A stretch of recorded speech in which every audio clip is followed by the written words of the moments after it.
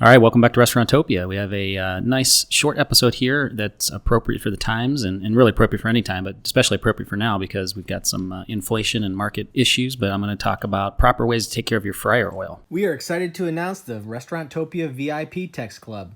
Join by texting the word podcast to 844-928-4257. You will get access to exclusive content, industry news, deals, announcements, pro tips, and more. The VIP Text Club is an exclusive community of independent restaurant owners and professionals. Join today.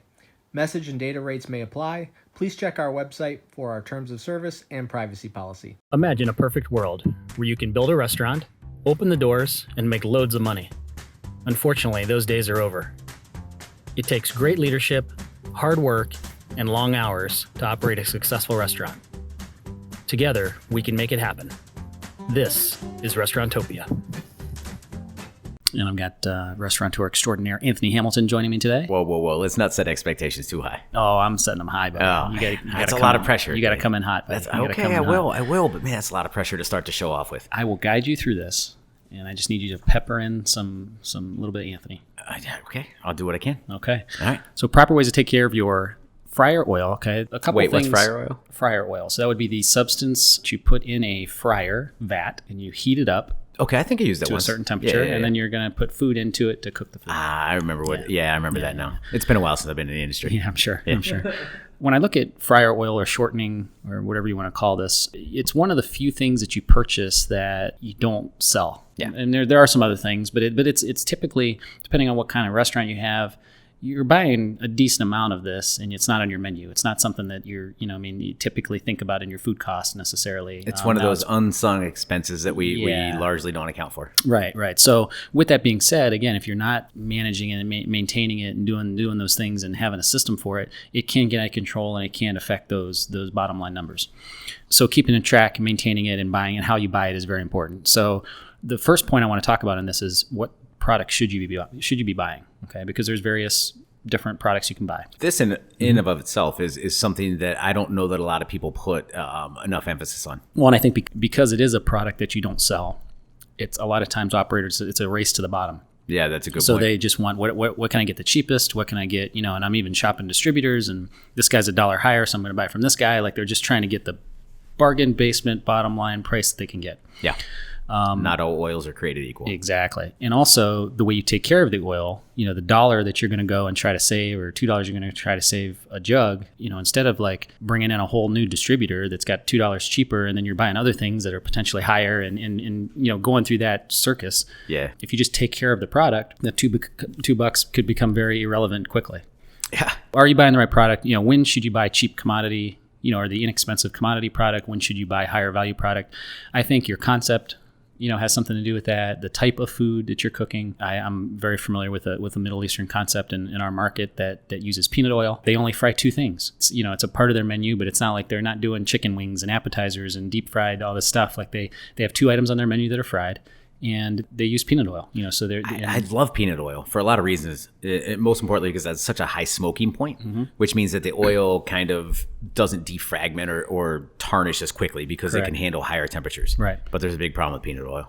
Okay, tell me about that. Allergens. I don't think there is though. Because of, at least to my knowledge, and we should look this up and put it in the show notes, but whatever causes the allergic reaction from peanuts or the protein it's not something that exists in the oil, at least to my knowledge. I'll be honest, I would love for you to prove me wrong on that because I've always lived by that. I'm going to try to. I don't know if I can, but that's what I was always told. That's amazing. So I'm gonna actually look that up. Yeah, because it makes sense. If you filter it out and it's pure, it doesn't have a lot of particulate. And if the proteins aren't existent, then someone with an allergy may not. I look at it like this, like I choose not to eat gluten. Okay? Yeah. But I drink bourbon, and people go, well, that's made from. But it doesn't affect you. But because the alcohol is distilled. Exactly. So I'm thinking there's a similar concept there, but I'm going to find this out. It'll be in the show notes, so watch out for it. Yeah, let's check that out. But anyways, the type of food, I think when the oil market is low, some commodity can be a value. When the oil market's high, which we're seeing right now, and just to give some reference, it's June 2021.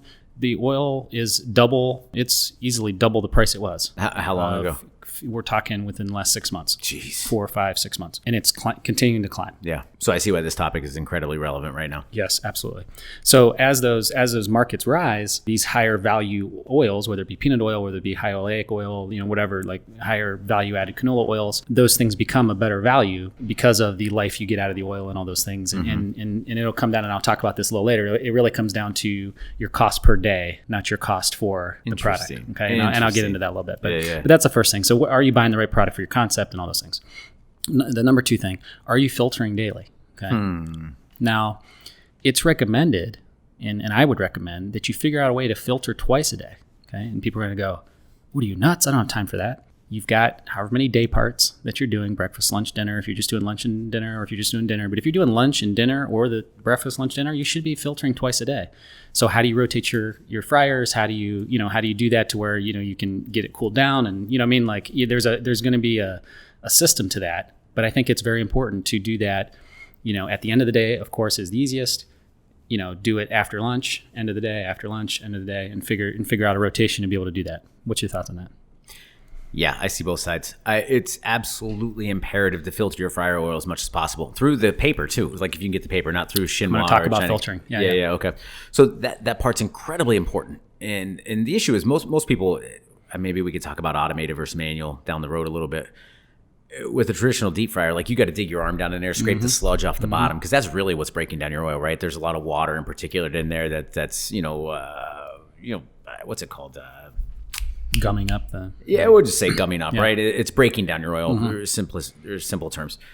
It takes a while, and it's laborious. I got to get a pot. I got to get the cone or the chinois or the china cap or whatever you want to call the sieve that it's got to go through. I got to put a piece in or paper. I got to drain it, and I got to wait for it. Then I got to scoop all that stuff out. Got to wipe it down, then put the oil back in. So you're talking maybe 30, 40 minutes. Well, but I'll give you this. If you're doing it twice a day, how much of that particulate do you have in the bottom? How much scrubbing are you doing? It's kind of like, if you're dusting once a month, it's a big job. If you're dusting every day, it's not so big of a deal. I see you thought this through. I did a little bit. Yeah, so you set me up for that one. Nice job. You set me up. That was good. Yeah, so when you're talking about filtering, there's a couple different ways you can do it. You've got a stainless steel filter. Probably the worst way to do this. Yeah. This is literally some sort of cone-shaped object with stainless steel structure with holes in it.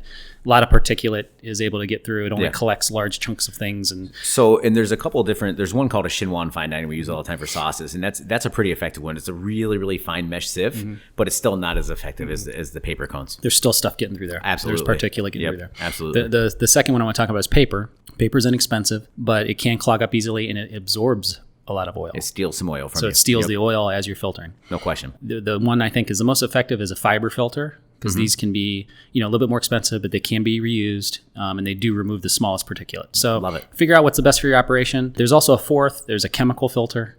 Yeah. This is something that you probably don't see as much, but this is a powder or something, a liquid that you're putting in the oil, and it's going to really remove protein, blood, impurities. This is for like if you're cooking raw chicken meat, wings, things like that.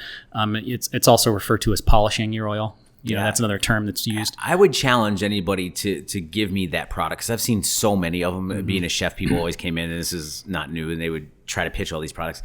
Can you give me one that I can't taste? Well, that, and then just you're putting chemicals into a substance that you're cooking food in, and it doesn't like... Yeah, like soap. Yeah. I can always tell, and this is a crazy example. There's this fast food restaurant, the big M as a logo or whatever. You can tell certain franchises use that in the French fries, and it has a bitter aftertaste to it, and it's bad. Yeah. And it's not like burnt oil aftertaste. It's a chemical soap aftertaste. Yeah. And it's faint as it may be, it's definitely off-putting, and it feels very unnatural. So again, if anybody has a product out there that's the miracle to this, like I would love to see it. You know what the solution to that is? Filter your oil. No, stop going there. Oh, okay, that's fair. I haven't been there in years. I know. You and me both. The third point I'd like to make is I want a list of procedures that you can do to help your oil last longer. So I'm just going to kind of run down through this, and please add value wherever you feel. Avoid overfilling your baskets when you're doing your food. So if you're doing wings or fries or whatever, like avoid the less particulate, the less food, the less chunks, the less stuff in your fryer, the better and longer your oil's going to last. Well, to your point, if you fill it full of jalapeno poppers, you cool down your fryer. And so essentially this stuff's not cooking right away. You give this stuff an opportunity to fall off there. The crumbs fall off there. Yep. If you're putting in a small amount to not impact the temperature of the fryer, chances are they're going to stick more to the product. Correct. And also too, there's not as much friction between product. So you're not losing that breading in the bottom, or you're not losing that skin or whatever it is that you're putting in there. Correct. Yeah. Get a skimmer. Skim the oil as much as possible, as often as possible. Absolutely. If it's floating, get it off the top, get it off the side, skim it, skim it, skim it. It should be sitting right there by the fryer, and whoever your person is running that station should be skimming as much as possible. Sure. Try to use fresh over frozen as much as you can. I know you might not be able to, depending on your concept, avoid that completely, but just so you understand why, frozen product releases more moisture into the oil, which in turn breaks it down faster. So wherever you can use fresh over frozen, it'll help the oil. Yeah, I mean, putting ice in a fryer is an awesome reaction, and it's very cool. It's loud and abrasive and chaotic. But is that a hazing technique with new employees? Like, hey, ice down the fryer. Yeah, I've seen that before. Also, we talked about emptying the coffee machine before, right? Yeah, like right. The hot waters. Yeah, because it doesn't. Anyway, it's water is the enemy of oil. There's nothing that breaks down oil quicker than water. Yeah. And this is why I think fresh chicken wings all the time, because so many people blanch their chicken wings in the fryer because it's seemingly more easy. Right. Some people cook them from scratch, 10, 15 minutes, to deep fry them. I was always a fan of putting them in the oven, letting most of the moisture evaporate, right? And then the proteins are all set and the wings cooked, and then you fry them in fryer for 2 minutes and they get super crispy. And a lot of operators do that now. I think there's a select few that are romantics and stick to the old way, but boy, I'll tell you that I kill it. Fresh cut French fries. Ooh, yeah. That's a big one. Big time. Big time. Avoid cooking above temperatures above 360. Yeah. I think 350 is kind of the standard for most things, depending on what your fryer is dedicated to. It might be adjusted, but when you start getting 360 and above, you start getting to the smoking point, you start breaking down the oil, and bad news bears. Just deteriorates faster. Yeah. And you can actually find there's charts out there that exist with smoking points with different oils that tell you how to push it. Yeah. Universally, the highest one is usually ghee. Do you know what ghee is? Yeah. You told me this about a month ago, and I was like, really? Yeah, clarified butter. Yeah. Crazy, huh? Because it is pure fat, but peanut oil is really high up there. Canola oil is pretty high up, lower on your olive oil and things that aren't so clear. So a good gauge is how clear it is, typically speaking. Yeah. One thing that I think a lot of, and maybe operators are doing this, but this was something that to me that I thought would add value, is that turn the fryers down during idle times. The recommendation is 280. So if you're frying at 350 and you've got slower times of the day and you can turn a fryer or two down, turn it down to 280 during those idle times where maybe you only need one fryer instead of 3 or 4. Turn those ones down, and then just have a system to make sure they're back up to temp by the time that your business is needed. I can't say I've ever heard that before. I love that. Yeah. So and what you're doing is you're just lowering. You're not cooking off oil when you don't need it. And that has a compounding effect. The more you do it, the longer your oil is going to last. Absolutely. Top off oil frequently to keep proper levels. Okay. That's another thing. You've got a certain amount of heat in there and a certain amount of oil. If you let that oil go down and keep going down, you're just burning the oil faster, and it's science. That's the ultimate throw in, right? I don't want to explain this one away. The white flag, science. It's science. Yeah. So you got a good point there, because the oil to heat ratio, and then also too, the more stuff you add to that smaller amount of oil, the more proportionately impactful it's going to be. And you're losing heat, right? Yeah. You're losing heat faster. So it's all bad juju. Make sure that oil is topped off. Yeah. We talked about filtering regularly. Suggest twice a day if possible, but at least once. You'd be surprised how many people don't filter their oil at all. Because it's a labor issue, right? Yep. And especially now you're dealing with a labor crunch and staff's tired and everything else. And sometimes as a manager, your staff's ready to go home. They're walking out the back door. It's really hard to say, hey, did you guys filter the oil? Yeah. And someone clock back in and do it. That's hard, man. So a lot of times it's easier just to say, we'll get it tomorrow. And then guess what happens? It never gets done tomorrow.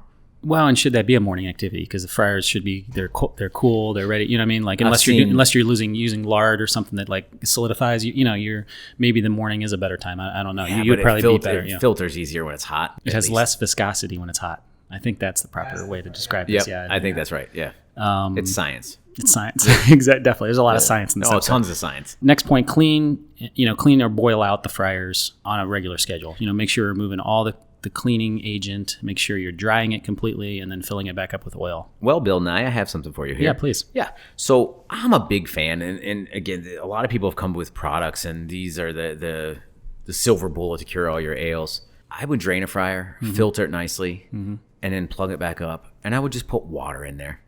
Okay. And then just turn it on to 250. And then that water boils and that water loosens everything. Take a stainless steel scrubby. You're going to scrub off the sides of the muck and everything. And then just dump it out. And then whatever's left in the bottom, take an old rag and just push it out the spout or dry, and make sure you dry it out really good when you're done. Yeah. But oil and water don't mix. Yes. Again, unless you want fireworks, Right. you know, and less life on your oil. We've come to find out because of science. The thing is, I don't know that you need anything past that. Yeah. Like I could be wrong, and I would love someone to prove me wrong. But in my couple of years in the industry, just keep it simple. Yeah. Just don't overthink it. Just a really good cleaning, boil it out with water, scrub it out, dry it out, put your oil back in, and life's easy. Listen, if you're done cleaning it before you put the oil in and you put your finger on it and moving and it goes, wee, you're probably doing it okay. So if you can do that with water, I would say that'd be great. That'd be awesome. I would like for you to make that noise more often. Yeah, just throwing out a request there. No problem. Brian, can you take note of that, please? This is one Brian gave me. You know, cover the fryer when not in use overnight and all those things. See, I saw that in your notes, and I think that's an underrated one. Yeah. Yep. I think, listen, at the end of the day, like there's dust, there's dirt, there's things flying around. You're doing things in the kitchen. You may have the fryers off and you're cleaning something else and it flies across. There's all kinds of things that can happen in the restaurant business and in the back of the kitchen. Just cover them up. Yeah. It's just a good strategy. Here's a good one. Check your fryer calibration. Okay. So have somebody qualified come in and quarterly check and make sure your fryers are calibrated properly, that when you put it to 350, it's at 350, that the pilot light works right, that it's kind of like seasonally with your house and your furnace. You should have a HVAC guy come in and check your furnace before the winter season to make sure it's not going to go dead on you. Yeah, I think you should do the same thing with fryers. That tip just makes me want to get up and leave the room because it just hit me like a ton of bricks. I've never done that before. I'm a big fan now of preventative maintenance on equipment. So I've seen so many reactive repairs being done at such a ludicrous price, especially on a Saturday night. To do it all over again, I would hire a repair company, pay them the stipend, whether it's a couple $100 a month, $300, $400, $500 a month. I don't even know what the prices are. I'm speaking completely naively here, but I would subscribe to whatever it is, whatever seems fair, makes the competition. Have that person come in once or twice a month to check all my thermostats, all my thermocouples, all my calibration on all my equipment. When they come in and do the preventative, then you save yourself the $2,000 repairs and you extend the length of your equipment. And it never breaks down on Monday morning when you have one table. It's breaking down Friday night. When you're jam-packed. Yeah. And do you know how much it costs to call someone out on a Saturday night in the middle of service, and then how much of a cumbersome activity it is when they're laying on the floor with wrenches and everything else and you're trying to cook over top of them? Yeah. It's all bad. And then, by the way, they're charging you like incredible wages to be out there. They got double, triple overtime working. Or worse, service works Monday through Friday and you don't have anybody on Saturday to come. I've seen that one before too. Yeah, so I think that's important. Yeah, preventative maintenance. Great way to put it. But now you add the wrinkle of you're saving your fryer oil too. In today's market, that's actually, that might pay for itself in a year. Valuable, yeah. The last point I had on the procedures is, there's shortening quality test strips, they're called. So this actually measures the breakdown of your oil over time.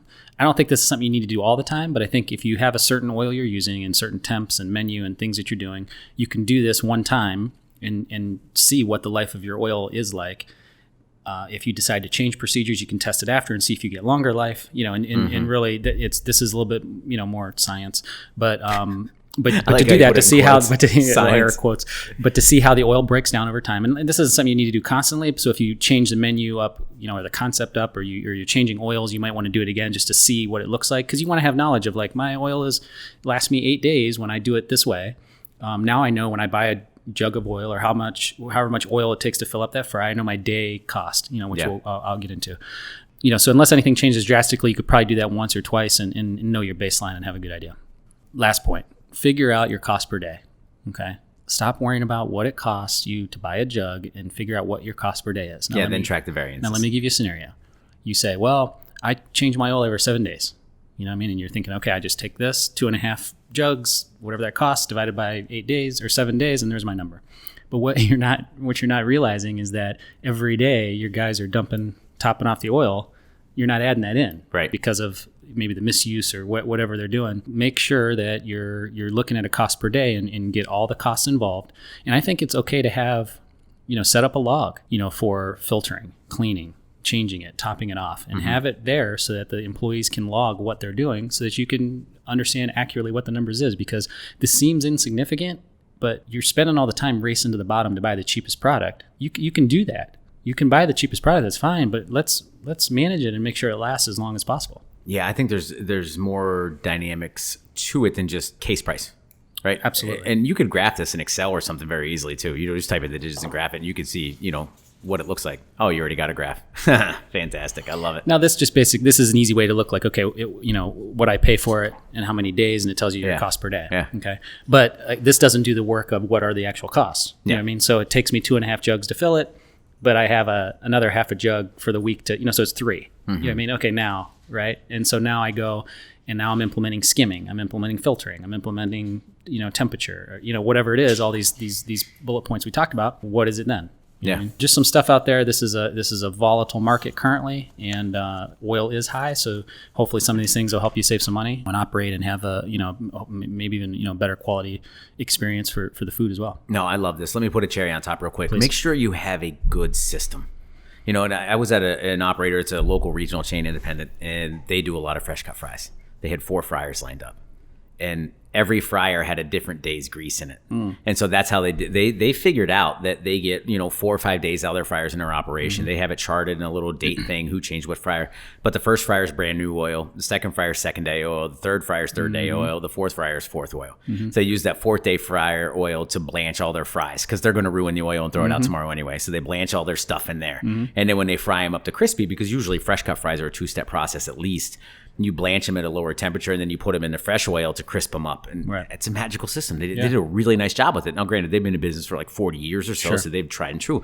But I would definitely implore you to develop some sort of rotation, because most of us have more than one deep fryer. So you should have that working. It shouldn't just be guess who changed the fryer and when, because the PM never knows about the AM, and the AM never knows about the PM. Yeah, for sure. No, that's a great way to finish it off. So thanks for listening, and we'll see you next time. Great stuff, man. Thank you. This is a high quality pod. Thank you, everybody. Take care. Adios. Thank you for listening to Restaurantopia. The gratitude that we have for each and every one of you spending your precious time to listen to this podcast is immeasurable. Please make sure to tell a friend about this podcast. And also, if you have any feedback for us, visit us on restaurantopia.com and drop us a line. You can also subscribe on your favorite place to listen to podcasts. Thank you, and have a great day. We also want to thank our sponsor, Hillcrest Food Service. If you are a local independent restaurant and are looking for a distributor who has chef and operational consulting, provides marketing support, does menu reviews, and most importantly, wants you to be successful, reach out to Hillcrest Food Service at hillcrestfoods.com. Listen, if you're done cleaning it before you put the oil in and you put your finger on it and moving, and it goes,